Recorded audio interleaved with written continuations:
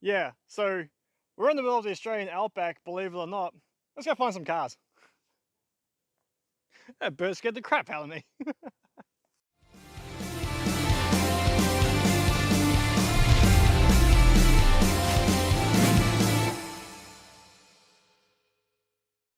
Yes, everybody, my name's DJ, and thank you so much for joining me on today's episode of Automotive Carnage. As you can see behind me, probably very disbelievingly, we are in the middle of the Great Victorian Desert in Western Australia to do some car wreck hunting. When have you ever seen a desert this green? It's absolutely beautiful and a fantastic day to be out here looking for wrecks. We're standing in the middle of one of the creeks, which, as you know, is where we find some of the best vehicles. Case in point, the creek bed pacer that we've been restoring. So, without further ado, let's get into it, go exploring, and let's see what we can find. I've got some good cars lined up for you. Alrighty, so the first car we have for you today is one for the Holden lovers with an old, beautiful 1960s HR Holden sedan. Alrighty, I think this one here is going to be quite special. HR Sedan, and I can see that quite a few parts are missing on it. As you can see, our guards are missing, our lights are missing, but there's still little trinkets left on this car that make it stand out and just make it really, you know, it's a bit juicy, this old wreck. So let's get a bit closer and find out what's going on. Now, as per usual, she's on its roof, the engine's gone, the transmission's gone, drive shaft's gone, but we still have a diff in the end. Now we come back to the front though. First thing we notice is we have a disc brake front end. Fantastic optional extra for these vehicles back in their day. And what's great about this one too is it's still salvageable and still usable, as we still have the spindles. Yes, they're going to need a bit of emery paper and a little bit of sanding, but that right there is a fantastic part for a hot rod or someone who wants to upgrade their drum brake front end. We move along the side here, we've got a bit of the stainless left on here. I don't know where our door's gone. No, we won't get inside here. We're going to hit myself. I'm getting too excited now. Look at this. I'm really getting going now. Spats on the side there. Fantastic. Oh, look at that. We still have the boot trim, rear tail lights. We even have a number plate. Now, how cool is that? So obviously this car hasn't been found very often if we still have its plates, and I'm pretty sure we'll find it still has its body tags inside. Now I wonder, do we have badges on the bottom here? Oh, she's heavy. Then look at that. Beautiful Holden badge, still in great condition. But, oh, sorry, I had to put that down. No extra badges on the side there, so I'm still not too sure exactly what trim level we have. All right, let's get in the engine bay now and see if we can find the tags. What a shame, that grille, it's almost usable, but she's a bit dented there and we've got a bit of grazing. So I suppose if you're doing a rat rod style or, you know, just slapping something together, that's a usable part, but definitely not something for the original restorers. Anyway, let's get inside here. And yes, indeed, we do have the tags. So what can they tell us? Now, you guys are going to have to decode this yourselves, as I'm a bit rusty on my early Holden numbers. So I can tell you it's an HR, and that's about it. Chassis number, body number, sorry, it's obviously still stamped in there. Quite a good place to be in here. 2 master cylinders, so she's a manual. Actually, let's get inside and see what it looks like in there. I wonder if we can fit through there. Can we fit through the windscreen? No, that's too low. We'll go around the normal way. Move around the driver's side here. Inside, we still have a steering wheel. Honey pot's all broken and gone. Dash has been pretty well destroyed. Facade. Oh, look at that. The facade there, if you can see behind the steering wheel, is actually in not too bad condition. That could be, oh, there's a bit of a crack there, but that's fantastic. I like that. Still got the Holden emblem on the horn button there. Fantastic. 3 pedals. That is really cool. So yeah, bench seat, great color. And look at that. Look at the seat belts in there. We can get a bit of CRC and she'll be right, I reckon. Anyway, that is fantastic. Got more stainless down this side. So as first wrecks on these episodes go, that one is pretty good. And I must say, it's going to be pretty hard to top this beautiful little HR. But I think I know of 1 or 2 more that we can go and check out now. Beautiful day. Let's go have a look, see what we can find.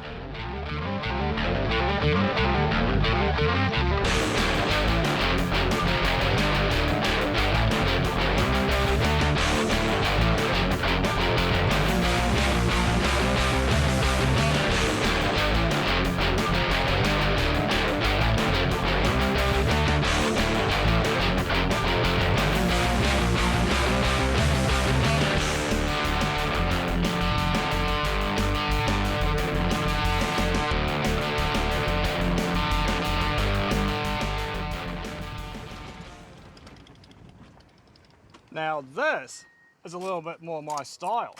What we got here the 1971 VH Valiant Ranger station wagon. Now, she's obviously seen better days. It's had a bushfire through here. It's been sitting on its roof for a very long time. So much so that's almost a cabaret underneath there with no roof. So anyway, she's a bit rough, but let's just have a little bit dive in here and see what we can learn about it, shall we? We're going to start down the back here because this is the part of the car that has definitely seen better days. We've had a bushfire or a cabin fire, which has completely gutted the midsection and the rear of this station wagon. But the front, the paint is still intact and hasn't been mounted yet, so we'll come down to that part shortly. But on the rear here, we have a fantastic rear bumper bar, which is still in good condition, and another plate. Man, we are finding some great plates today. And a little bit of trim left there on the tailgate. So I guess the fire didn't quite make it all the way back, but yeah, you can definitely say, oh no, I stand corrected. It's all the lead has mounted out of the joints here. So yeah, look at the rust in there. Poor old thing. Anyway, still got the diff in it. We've got helper springs on the rear and a tow bar, so definitely was used for traveling around the country, I reckon, and towing a caravan. Oh, you got a little bit of play in the diff there. What have we got going on the other side here? Coming down this side, we've got a little bit of chrome trim up in here, but yeah, look at the rust. Poor thing is definitely gone, although, you know, part of the sills might be still in good nick. Actually, the floors, now that I mention it, the floors aren't too bad, actually. They could be cut out and reused for another project. Getting around to the front here, let me just change directions so that shadow's not in your way. And yeah, look at that. The Ranger badges are gone, sadly. But hopefully they're sitting on someone's wall or on someone's car. What else we got going here? You know what? Let's dive into the engine bay because Valiants are definitely one of the easiest cars to decode. Please hold. Okay, so having a quick dive into the engine bay here and checking out the tag on the firewall. What's great is that the tag is actually still on this car, which is, again, we're finding some really cool little trinkets still available on these old wrecks out here. And what we learned is that this is a VH4M45. What that means is it's a VH chassis. The 4 stands for a 245 Hemi with a single barrel carb and a torque flight transmission, automatic. The M stands for medium trim level, so in this case it was the Ranger. And 45 just means that it was a station wagon. So Valiant, I love it. They are so easy to decode, and you can easily pick out the special ones from just the normal ones. Anyway, I'll get out of here and let's see what that grille looks like, shall we? As I was climbing out there, I just noticed that the entire front assembly is here. All the front suspension and brakes is all intact, all the steering rods. So if you wanted to refurbish, or needed to refurbish your parts, there's some really good donor parts here. You've got the vented disc brakes, which are pretty standard on these. Torsion bars are still there, although they're probably a bit worn out with all the sun baking and the fire damage. Yeah, calipers, lower control arms, upper control arms, it's all here. So, oh, even torsion bar, front end, not torsion bar, sorry, getting ahead of myself. Sway bar is there, which, yeah, if you needed to do a front end rebuild, there's some really good parts here. Anyway, I still will check out the grille. And look at that. Both the grille and the bar are in fantastic condition. Definitely a little bit of elbow grease. You'll see them coming up really nice. And the surrounds for the headlights and the grille is almost there. We're just missing that top plate, which is a real shame. And that's about all there really is available on this one. As you saw, it's definitely seen some better days and suffered obviously a bushfire or a cabin fire there. So there's no interior to speak of. Steering wheel, all that is just absolutely cactus. So there's no point checking out the interior. And plus, it's so crushed and flat on the ground, I can't even get in there to show you what's going on. So with that, let's move on to another vehicle.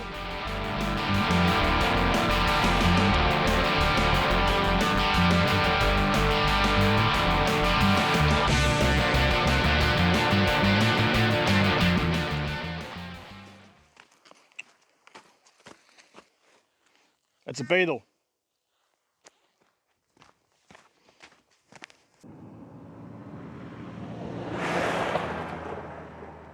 Well, if you didn't gather from that, I'm not the hugest fan of Beetles. I actually cannot stand them.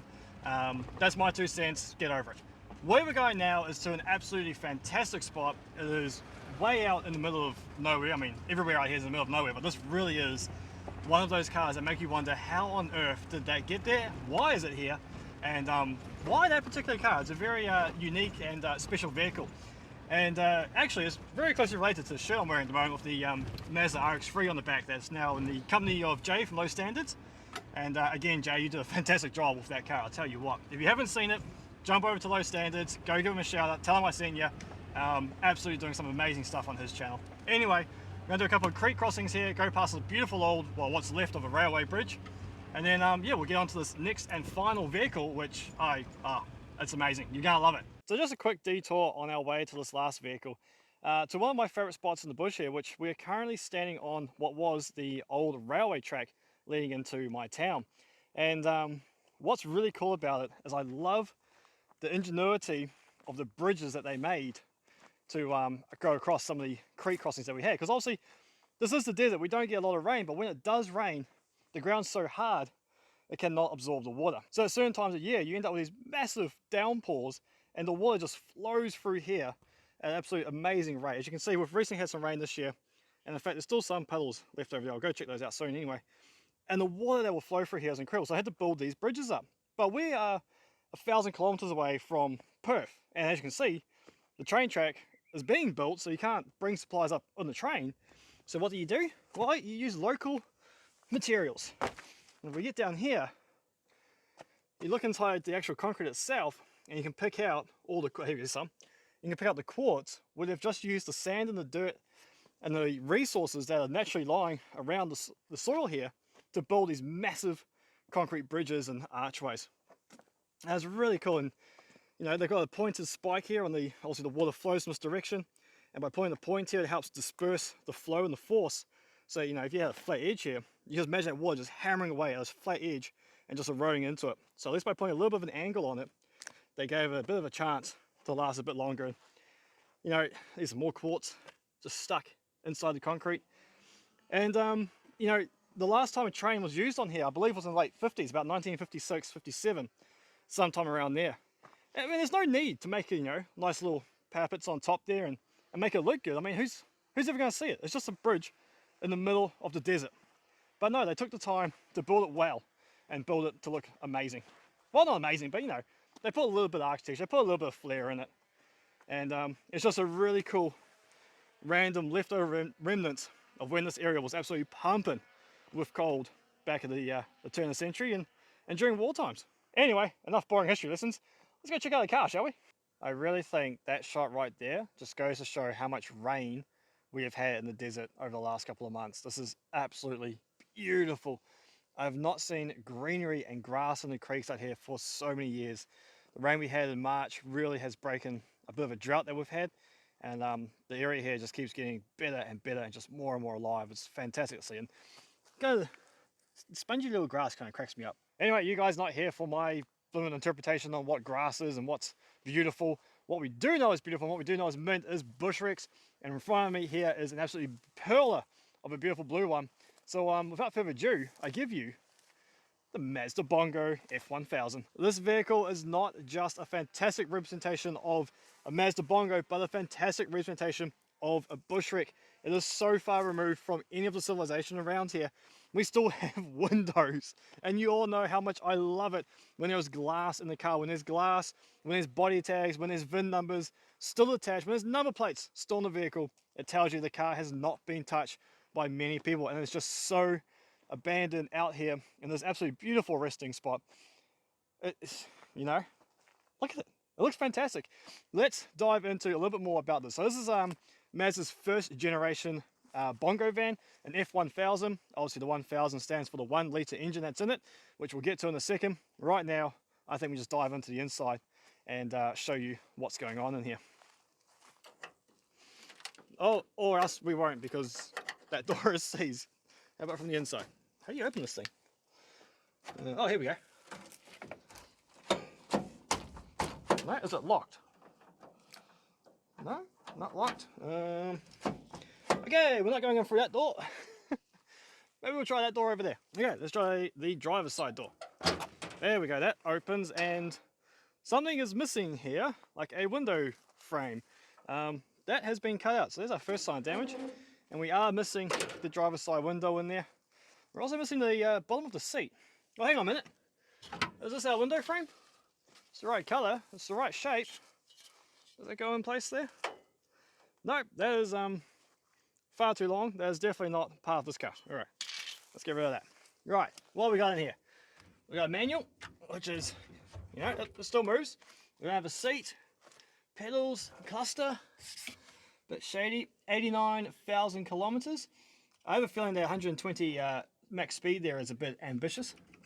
Mazda logo still on the horn pad, fantastic. You know, fastening seatbelts. Anything in the glove box? We got owner's manual. Nope, we have a wasp nest. Okay, that's that. Like, even just how the crude materials they used to build it with the plywood. Yeah, that's a great door liner. Just use a bit of plywood. Should be right, mate. Good for a carpenter. You know, even to have the windscreen, looks like it's had a few bullet holes put through it. Rear view mirror's missing. The roof lining is missing. Goes all the way back there. Just, oh, it's so awesome. We've got a bit of rust going all the way through here. Someone's tried fixing the past with a bit of bog, which, you know, as per usual, they just bog straight over top of the rust. And of course, it didn't adhere and stick to anything. Down the sides, great. What have we got in the rear here? Still have all the suspension in the back.